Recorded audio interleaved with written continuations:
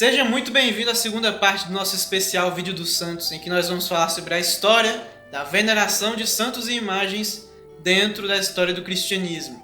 Ou seja, um grande especial. E hoje, como vocês sabem, a gente já fez o primeiro vídeo. No primeiro vídeo eu já contei como é que essa história começou lá no século VIII. E hoje nós vamos encerrar, pelo menos a primeira fase da heresia iconoclasta. Que eu não expliquei muito bem no primeiro vídeo. Iconoclasta vem de quebrar imagens. Vem das duas palavras gregas. Eikon, klast, ou seja, quebradores de imagens. Portanto, vamos continuar o vídeo. Nas palavras de São João Bosco, que não viveu naquela época, mas escreveu sobre o período, o pontífice consentiu e no ano 786 realizou-se a abertura do concílio em Constantinopla, onde foi trasladado no ano seguinte para Niceia por causa de uma sublevação das guardas imperiais infectas de heresia. Ou seja, não dava para fazer o concílio em Constantinopla, que era a cidade principal do Império Bizantino. Então, tentaram pegar algum lugar ali que fosse mais perto. Qual foi o lugar? Niceia. Como sabemos, a cidade de Constantinopla hoje é Istambul e a cidade de Niceia é Izmit, ambas na Turquia, como mostra o mapa. Para a historiadora Linda Garland, a escolha do local foi interessante. Um lugar longe dos perigos de revoltas populares e que estava fadado a relembrar o primeiro concílio de Niceia, em que a igreja de Constantino o Grande condenaram o arianismo. Então, no dia 24 de setembro de 787, reuniram-se cerca de 350 membros, dentre eles bispos, seus auxiliares e monges, para a discussão presidida pelo patriarca Tarásio. Se você viu o vídeo anterior, já conhece um pouquinho bem esse personagem. Tarásio era um iconoclasta que se arrependeu e agora buscava reaproximar as igrejas ocidentais e orientais por meio da restauração da veneração de ícones. Durante as primeiras sessões, bispos pediram perdão por ter concordado com a heresia. Também foram debatidas passagens do Evangelho, como aquela da serpente de bronze que Deus pede que Moisés faça. Também aquelas imagens dentro do templo de Salomão, as imagens de querubins na Arca da Aliança e outras com temas semelhantes presentes no Evangelho. Também foram lidos documentos da patrística, que tratavam sobre a encarnação do Verbo e o ser humano como imagem e semelhança de Deus. Segundo a historiadora Caroline Coelho Fernandes, é possível observar ainda a utilização dos conceitos de honra e memória para dar autenticidade do uso das imagens e a ideia de protótipo, de acordo com a qual a veneração dada à representação é a mesma dada àquele que é representado. Por exemplo, essa minha imagem de São Francisco de Assis e Jesus crucificado. Se eu destruir essa imagem por algum motivo, Jesus crucificado e São Francisco não deixam de existir. Eles apenas param de ser representados. Mas não é porque a representação é destruída que o representado é destruído. Então essa é a diferença entre representação e representado. Parece uma coisa simples, mas é importante que você lembre disso. Também nas outras sessões do concílio, concluiu-se de que as ideias dessa heresia vinham originalmente de judeus, sarracenos e maniqueístas. E também os documentos do inválido concílio de Hieria, aquele que eu falei no vídeo passado, foram lidos e condenados. Afinal, eles não estavam demonstrando uma doutrina verdadeira e também eram inválidos porque não tinha a presença de todos os bispos necessários. Então, não tinha como considerar nada que viesse dali. Foi nessa época que destacou-se o monge São João Damasceno, que, como o nome sugere, Damasceno vem de Damasco, ou seja, Síria. E naquele tempo, São João era um monge católico no meio do território muçulmano. Já começa engraçada a história dele por aí. Ele escreveu tratados sobre as imagens sagradas. Nesses escritos, ele não somente questionou o imperador, como também adotou uma linguagem simples de entender, para que o povão mais simples pudesse entender o que estava acontecendo.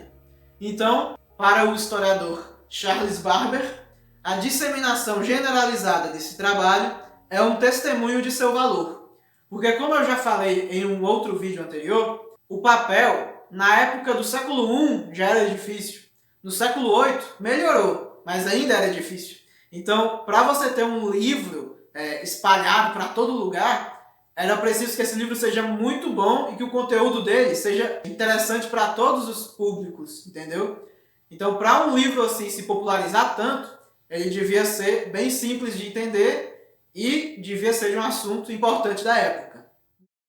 Também foi nessa época que foi instituída a diferença entre latria e dulia, em que latria, do grego latreo, significa adorar, que se refere a uma adoração mais direta, exclusiva e única a Deus.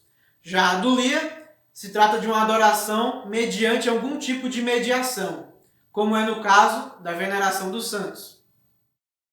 Por fim, foi publicado o Decreto do Santo Grande Sínodo Ecumênico, o Segundo de Nicéia. Esse nome gigante para condenar velhas heresias, reafirmar dogmas marianos, reafirmar a diplomacia entre o Império e a Igreja e para reafirmar as decisões de concílios ecumênicos anteriores a este. É nesse documento que se tem as principais declarações do Segundo Concílio de Nicéia. Vou ler algumas para vocês. Definimos com toda certeza e exatidão que assim como a figura da cruz, preciosa e vivificante, assim também as imagens veneráveis e sagradas, bem como em pinturas e mosaicos, como de outros materiais adequados, devem ser expostas nas sagradas igrejas de Deus, nas vestes, nas cortinas, nos quadros, tanto nas casas quanto ao meio do caminho. A figura de nosso Senhor Jesus Cristo, de Nossa Senhora Imaculada, a Mãe de Deus, dos honoráveis anjos, de todos os santos e de todos os piedosos. Em outro trecho, nós temos a confirmação da ideia proposta pela historiadora Caroline, em que o decreto diz: pois a honra que é prestada à imagem passa para aquilo que a imagem representa, e quem reverencia a imagem, reverencia nela o sujeito representado. Ou seja, é a mesma demonstração que eu dei aqui para vocês. Quando eu tenho essa imagem de São Francisco e de Jesus, não significa que eu gosto desse gesso, dessa madeira, mas que eu quero essa imagem perto de mim para me lembrar de São Francisco e de Jesus. Ou seja, trata-se de relembrar o que está sendo representado. Não o material, isso aqui, o material não importa, o que importa é o que está por trás disso aqui. Decretou-se que o bispo que se negasse a concordar com esse concílio fosse deposto, e o leigo ou religioso que não concordasse com as decisões do concílio fosse afastado da comunhão da igreja, que não pudesse mais receber a Eucaristia. Em outro trecho, o decreto diz: acreditando num só Deus, a ser celebrado na Trindade, saudamos as honrosas imagens. Aqueles que não a defendem sejam um anátema. Quem não pensa assim, afaste-se da igreja. E aqui você se prepare, porque o cartão vermelho vai torar, meu amigo. Aqui vamos começar a expulsar todo mundo da igreja. Anatematizamos a novidade introduzida pelos insultantes dos cristãos. Saudamos as imagens veneráveis. Colocamos sob anátema aqueles que não fazem isso. Anátema para aqueles que presumem aplicar às imagens veneráveis as coisas ditas na Sagrada Escritura sobre os ídolos. Anátema para aqueles que não saúdam as imagens sagradas e veneráveis. Anátema para aqueles que chamam as imagens sagradas de ídolos. Anátema para aqueles que dizem que os cristãos recorrem às imagens sagradas como se fossem ídolos. Anátema para aqueles que pensam que qualquer outro nos livrou dos ídolos, exceto Cristo nosso Deus. Anátema para aqueles que se atrevem a dizer que a qualquer momento a Igreja Católica recebeu ídolos. E não para por aí, porque esse documento é gigante e eu botei só alguns trechinhos dele aqui. Eu tive acesso a esses documentos traduzindo do inglês para o português um livro chamado Os Sete Concílios Ecumênicos, de autores protestantes da Igreja Anglicana. Mas, a fins de curiosidade, depois eu fui pesquisar no Denzinger para saber se esses documentos existiam e se a validação deles estava o significado semelhante como o que eu estava vendo nesse livro. E está sim, inclusive eu estou colocando alguns trechos dele agora, e vou colocar o link de acesso na descrição para acessar esse documento. Beleza? Não esqueçam de olhar as descrições dos vídeos, porque é onde eu coloco as fontes dos livros e também as músicas que eu uso nos vídeos. Então é bem interessante você dar uma olhada na descrição e no comentário fixado. O segundo concílio de Nicéia se encerra em 23 de outubro de 787, decretando assim qual é a verdadeira doutrina a respeito das imagens sagradas. Entretanto, como você pode imaginar, esse dogma, esse artigo de fé, ainda vai ser questionado de novo. E por incrível que pareça, não vai ser na Reforma Protestante.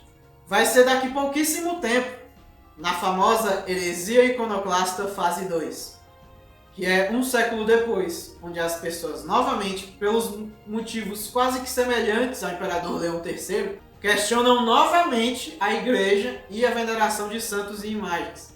Então, o próximo vídeo você já sabe, vai ser sobre a segunda fase dessa treta que aconteceu no Império Bizantino. E só depois de resolver ela que nós vamos falar da Reforma Protestante. Então, preste atenção nos vídeos, acompanhe do primeiro, segundo, terceiro, para você não perder nenhum detalhe. Confira sempre a descrição do vídeo e o comentário fixado. Nos vemos no próximo vídeo.